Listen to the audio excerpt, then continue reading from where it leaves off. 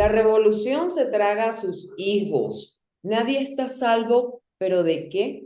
Ese es el tema que vamos a abordar el día de hoy en este su espacio sin censura, cara a cara, junto a la periodista venezolana especializada en la fuente militar, Sebastiana Barraez. Y esto apunta en torno también a todos esos cambios que está haciendo el gobierno de Nicolás Maduro en medio de una polémica elección presidencial, en donde hasta este momento no se sabe nada de las actas por parte del Consejo Nacional Electoral, pero a lo interno, ¿cómo está el gobierno actualmente? Sebastiana, bienvenida a Cara a Cara por Impacto Venezuela, ¿cómo estás? Hola, gracias. Un saludo para ti y para la audiencia. Gracias, Sebastiana. Arranquemos por ahí. ¿Qué está pasando actualmente dentro del gobierno? Mucho se rumora que hay divisiones entre el madurismo y el chavismo, se han visto algunas costuras por allí, pero actualmente, hoy en día, ya estamos a punto de finalizar el 2024, ya han pasado casi 3 meses de la elección presidencial y lo que hemos visto son unos cambios, nadie está a salvo, caiga quien caiga, como le dice el propio Maduro. ¿Cómo has percibido, cómo estás viendo esa estructura por dentro? ¿Puede implosionar en cualquier momento? La revolución bolivariana definitivamente está llegando a su final y ese momento es irreversible. Lo acaba de demostrar incluso la propia presencia de Nicolás Maduro en Rusia y todo lo que rodeó ese, decimos en mi tierra, ser sopón en una reunión a la cual casi estaba autoinvitado y donde a pesar de la fuerte propaganda que ha tratado todo ese grupo que tiene de periodistas y de medios del régimen para hacer ver que fue un éxito y que lo tomaron en cuenta en Rusia. Mira, el hecho de que Venezuela no ingrese a los BRICS definitivamente le dice todo. Es decir, Nicolás Maduro está aislado, no tiene manera de demostrar que ganó las elecciones y eso lo ha colocado en una situación sumamente vulnerable de legitimidad y legalidad, no solamente en Venezuela, sino a nivel internacional. A esto se le suma que la Fuerza Armada Nacional Bolivariana fue el testigo principalísimo de lo que ocurrió el 28 de julio. Entonces, por mucho que Nicolás Maduro haya ordenado que desde el Comando Estratégico Operacional se emitan videos de los diferentes comandantes de unidades respaldando la revolución, eso no tiene en términos reales ninguna relevancia porque un militar sencillamente cumple la orden que le da un superior, pero eso no significa que Nicolás Maduro esté siendo respaldado realmente por la institución castrense. Ah, bueno, y hay que sumarle, por supuesto, lo que ocurre internamente desde el punto de vista político entre Nicolás Maduro y Diosdado Cabello, que yo creo que va a ser determinante para los últimos días de la revolución bolivariana en el poder.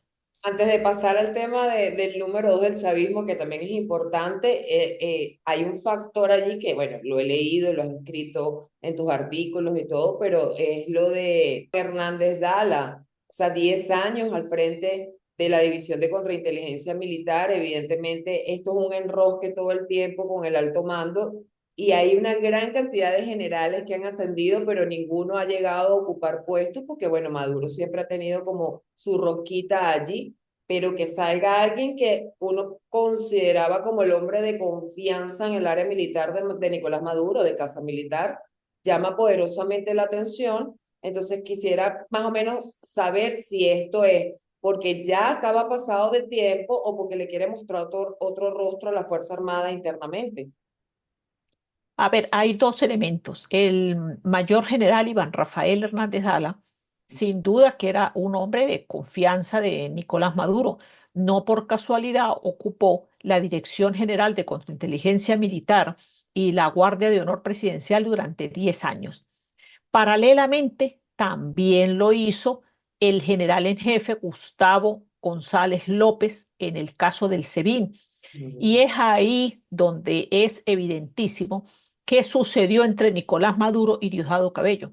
Ujú. Pues que mientras el general Hernández Dala ha respondido a Nicolás Maduro durante estos 10 años, Gustavo González López ha respondido a Diosdado Cabello. Y entre esos dos sectores, entre esos dos grupos, a pesar de que se parecen muchísimos en lo que a detenciones arbitrarias se refiere, montaje de expedientes, tortura, La- muertes en los sótanos y demás, pues a pesar de que se parecen mucho, esas dos organizaciones estaban enfrentadas, están enfrentadas. ¿Por qué? Porque, bueno, porque el SEBIN, que es una especie, es realmente la policía política. política, pues abarca una cantidad de funciones porque Diosdado Cabello ha sido un injerencista en todas las instancias administrativas, militares y de inteligencia en esta revolución. Eso rozó, chocó, creó enfrentamientos con el otro sector, el que controla Hernández Dala y otros, digamos, otras figuras, en este caso políticas de la revolución. Entonces, ¿qué es lo que hay? Un profundo enfrentamiento entre esas dos organizaciones, pero también entre esos dos hombres, que al final creo que Nicolás Maduro y Diosdado Cabello terminaron como una especie de tablas. Nicolás Maduro tuvo que cederle poder a Diosdado y Eso te iba a aceptar, preguntar, ¿cómo lo nombra entonces claro, ministro de Interior y Justicia? Claro, en un momento clave, porque lo mismo ocurrió con Hugo Chávez en aquel entonces del golpe, de toda la cosa, que designa a Diosdado Cabello para que restituya el orden, digamos. O sea, es un escenario muy similar.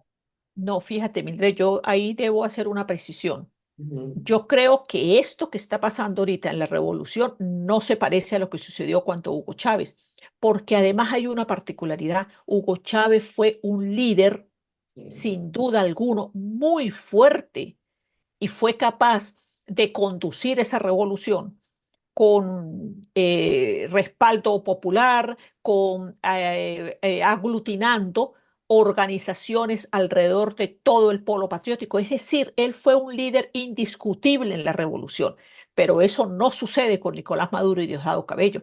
Han tenido que dividir el poder, pero aún así, ninguno de ellos, ni siquiera juntos, llegan a cubrir parte de ese liderazgo que tuvo Hugo Chávez. Por eso es que tenemos a todos los partidos del polo patriótico totalmente divididos, robadas las tarjetas. El único que se mantiene es el Partido Socialista Unido de Venezuela.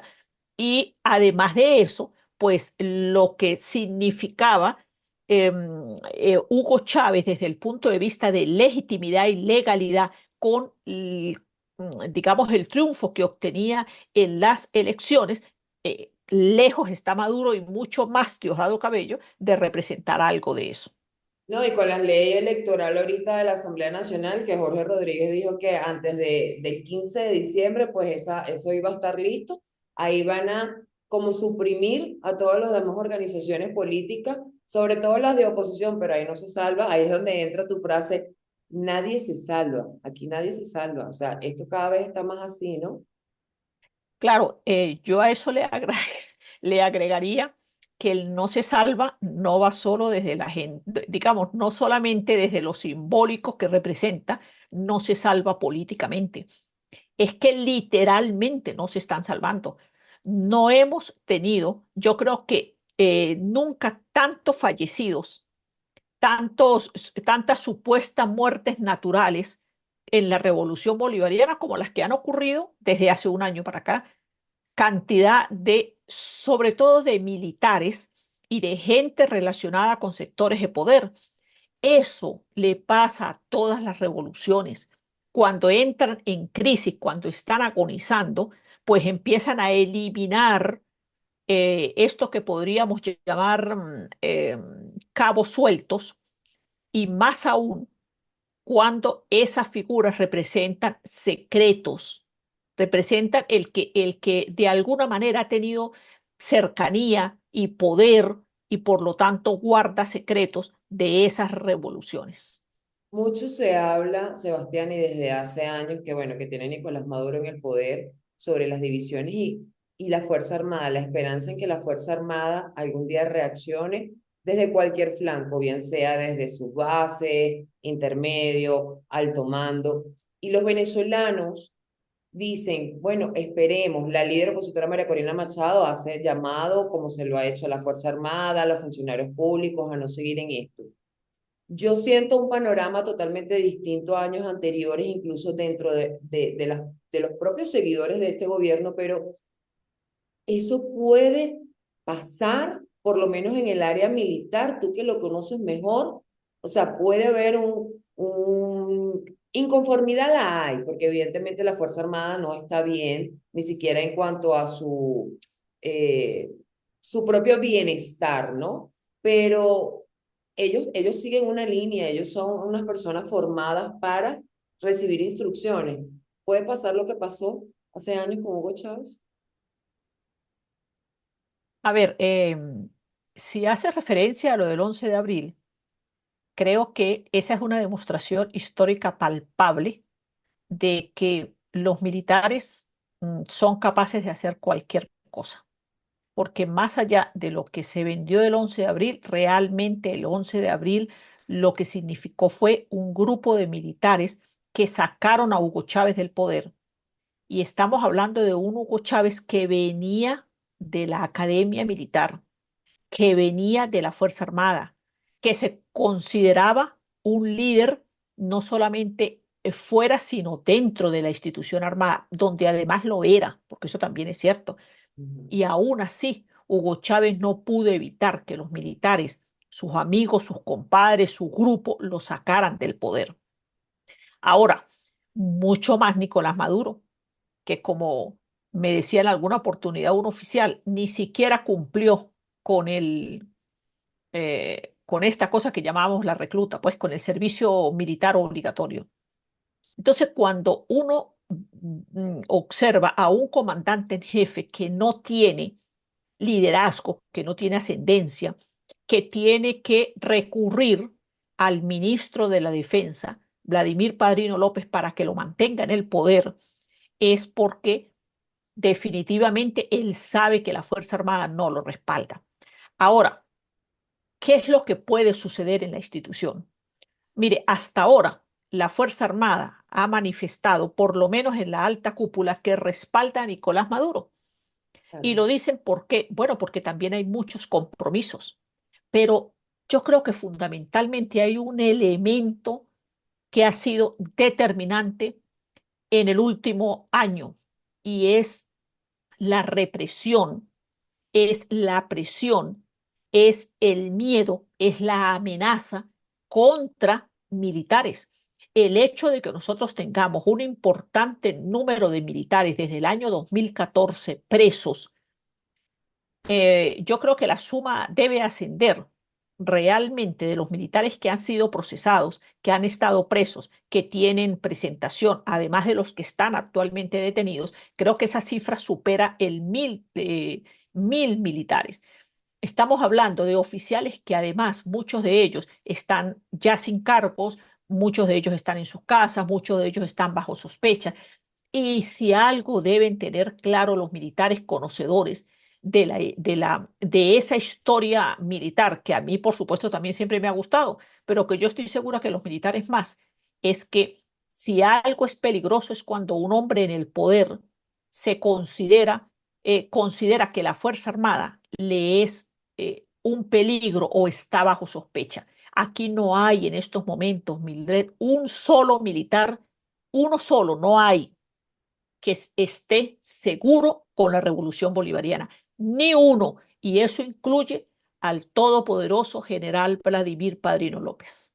Imagínate tú. ¿Qué papel juega Sebastiana en este tablero hoy en día con los cambios y con esta posición ahora del número 2 del chavismo Diosdado Cabello, los hermanos Rodríguez? Interesante, fíjate, los hermanos Rodríguez hicieron una alianza con Diosdado Cabello el año pasado para defenestrar a Tarek El Aissami, que Tarek El Aissami era uno de los pilares de poder más fuertes dentro de la revolución. Pero como en todas las revoluciones, pues aquí también tenían que eliminar a uno de los poderosos. ¿Por qué? Porque los que aspiran al poder, como la revolución bolivariana no tiene un liderazgo único, entonces obviamente tienen que pelearse los diferentes grupos y algunos grupos han sido eliminados, pero uno de los más poderosos ha sido el de Tarek El Aissami. Entonces, ¿cómo eliminan a Tarek El Aissami? Por una alianza que hacen los hermanos Rodríguez con Diosdado Cabello, que en estos momentos esa alianza se sigue manteniendo. Y lo voy a decir además por algo, ha habido muchísima información en los últimos días a raíz de la detención del este coronel Techechea. Sí. Fíjese, ¿por qué? Porque Techechea era un aliado, sin duda, de Delcy Rodríguez. Y ha ocurrido el rumor de que, y lo han dicho además muchísimos, que es un pase de factura o un enfrentamiento de Diosdado Cabello contra los hermanos Rodríguez. Eso es falso. Quien impulsa la salida de Tellechea fue la propia Delcy Rodríguez. ¿Por qué? Porque los hermanos Rodríguez en estos momentos han creado y necesitan crear una base muy fuerte con Diosdado Cabello ante la debilidad que representa Nicolás Maduro en el poder. Yo creo que el que tiene que cuidarse en estos momentos más de los hermanos Rodríguez y de Diosdado Cabello es el propio Nicolás Maduro. ¿Quién podría figurar en torno si este escenario es así? ¿Quién podría figurar entonces cómo llegar al 10 de enero? ¿Quién puede llegar al 10 de enero? En cuanto al gobierno me refiero. ¿Se Mira, juramentaría Nicolás Maduro o puede haber ahí un cambio a última hora? Porque ya está invitado Jorge Rodríguez. La Asamblea Nacional ya lo invitó oficialmente. bueno, eso es palabrerío, pero la verdad es que em, tanto Jorge Rodríguez como Diosdado Cabello, necesitan un títere en la presidencia. Nosotros antes en la historia hemos tenido personajes así. El problema aquí es que no importa si es Nicolás Maduro o Diosdado Cabello o Jorge Rodríguez los que crean que se pueden quedar en el poder.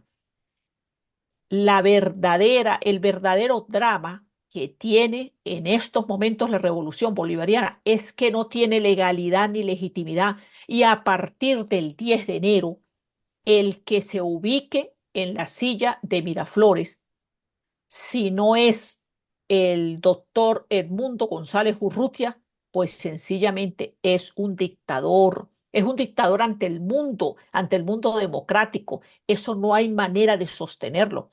Y vuelvo al principio de nuestra conversación, el mejor ejemplo es lo que le acaba de ocurrir a Nicolás Maduro con sus aliados en la reunión de los BRICS. O sea, ni Eso sus sí aliados. lo veo diferente, pero ya lo de la ilegitimidad lo vivimos en el No, no es, 2019. no, fíjate que no es cierto por una razón. Recordemos que cuando, O así se hacía ver, ¿no? Donde sí, en pero otros países no, no reconocían a Maduro, entonces, y ellos salieron sí, a...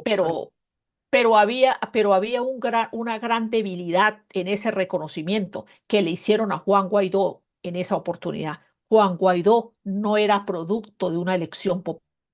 Eso es muy Y cierto. eso hace una gran diferencia, una diferencia abismal con lo que ocurre con Edmundo González. Y si bien en aquel momento hubo dudas, porque además hay otra cosa que tampoco lo podemos desconocer. Cuando Juan Guaidó se autoproclama presidente, porque realmente lo hizo, fue porque la Asamblea Nacional en ese momento decide no proclamarlo. Y eso fue un gravísimo error. Y por supuesto, el régimen venezolano mostró ante el mundo que a él no lo había proclamado la Asamblea Nacional, sino que fue una autoproclamación. ¿Cuándo lo proclama la Asamblea Nacional? Un año después, pero ya la acción era tardía. Era tardía. ¿Por qué lo proclama tardíamente? Bueno, porque también habían disputas internas entre los sectores de oposición, sobre todo esta pelea interna entre este grupo de los llamados G4 que se tomaron el poder, querían decidir y creo que lo que menos les importaba era el destino del país, pero eso cambió radicalmente. Cambia radicalmente, no solamente porque hay un presidente electo por voto popular, no por la Asamblea Nacional, no autoproclamado, pero por otra parte, también la oposición ha logrado aglutinar un liderazgo en torno a una sola persona, que es María Corina Machado. Ese escenario es totalmente distinto a la del 2019 y esta situación a partir del 10 de enero va a ser radicalmente distinto desde el punto de vista de legalidad y legitimidad. Eso, quiero finalizar con eso, Sebastiana. Esto es cuestión de tiempo. ¿Cuánto tiempo más crees tú que le queda a, a este sistema, digamos, o a este gobierno como para que termine se termine de saber si el país va a ir hacia un cambio próximo o si esto todavía pique y se extiende? O sea, si hay problemas internos, los hay, evidentemente, pero a veces la gente se desespera y dice, ¿hasta cuándo esto? Entonces, en un escenario diferente a los de años anteriores, que ya lo conversamos, esto es cuestión de tiempo, pero ¿cuánto tiempo más crees tú? Mira, yo soy la que he dicho que esto es como los juegos de ajedrez, unas jugadas más, unas jugadas menos, pero sin duda alguna, esto tiene un jaque mate para la revolución y para Nicolás Maduro. Y esto no es que va a durar 2 años, 3 años, olvídense de eso. No hay manera de que el país pueda seguir en la situación en la que está actualmente. Fíjese que a pesar de que el régimen ha tratado de darle normalidad a la situación, la normalidad no llega. Convocaron a la Navidad, se la trajeron a juro para octubre y no les llega la Navidad. Y a medida que Nicolás Maduro profundiza en algunas cosas, pues la situación le sigue siendo adversa. Eso no hay manera de cambiarlo. Sus aliados no lo respaldan, no tiene soporte político, le estallan los escándalos de corrupción y la traición por todos lados.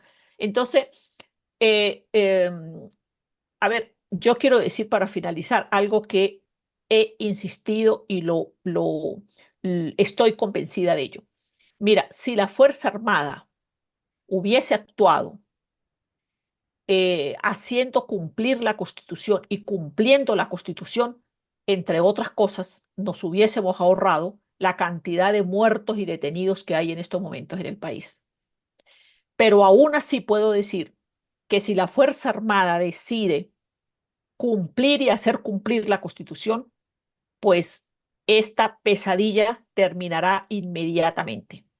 De El lo rol- contrario, de lo contrario, durará unos mesecitos más, pero igualmente esto llega a su final. y el rol de la comunidad internacional en este momento, sobre todo con esos cambios que yo considero que quiere lavarse la cara el gobierno en materia de derechos humanos por la Corte Penal, aunque se diga que el fiscal tiene vínculos familiares con el gobierno, por la cuñada, por la amiga, por no sé quién. O sea, se dicen tantas cosas que a veces la gente cae en la desesperanza, pero yo creo que también esos son procesos que tienen sus tiempos y evidentemente se demora un poco más, pero quizás en esta oportunidad podría funcionar la presión internacional en materia de derechos humanos también. No, por supuesto, es que yo creo que está funcionando, porque los muertos, los heridos, las represiones están ahí.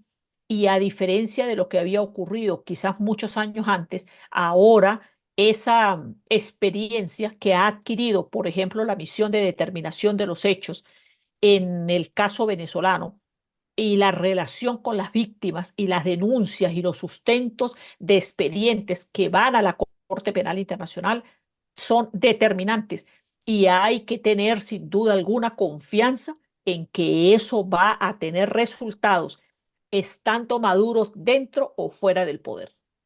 Sebastiana, muchísimas gracias por compartir con nosotros tu experiencia, tus análisis, tus seguimientos al proceso de Venezuela. Sabemos y entendemos, y para quienes no, que estás fuera del país, que eres perseguida, así como muchos venezolanos por hablar a calzón quitado sobre las circunstancias que estamos viviendo. Muy agradecida contigo, toda mi audiencia también, por este análisis que nos has brindado al día de hoy. Espero tenerte más adelante. Gracias a ti, Mildred, y al canal, al programa. Un abrazo. Un abrazo, muchas bendiciones, Sebastiana. A toda mi audiencia también, gracias por acompañarme cada domingo en este su espacio sin censura. Para más, visiten www.impactovenezuela.com y nuestras redes sociales @impactove.